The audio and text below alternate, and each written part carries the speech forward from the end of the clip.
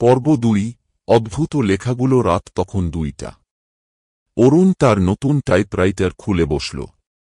একটা নতুন গল্প লিখতে চাইল সে। Tick tick tick. কিন্তু টাইপরাইটারের বোতাম সে নিজে না চেপেই চলতে শুরু করল। একজন মানুষ। সে একা।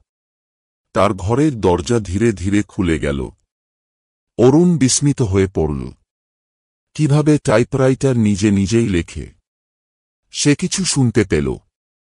পেছন ফিরে দেখল একটা ছায়া দাঁড়িয়ে আছে। চোখ বড় বড়, কালো, ফাঁকা।